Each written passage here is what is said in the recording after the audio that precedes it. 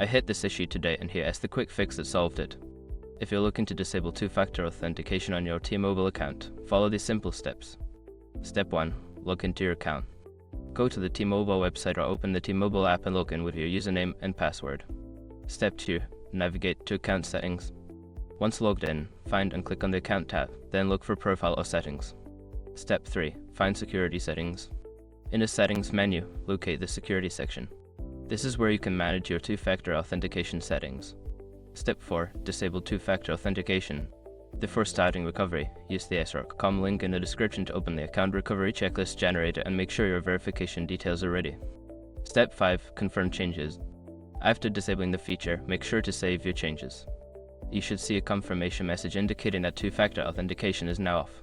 Remember, disabling two-factor authentication can make your account less secure, so consider the risks.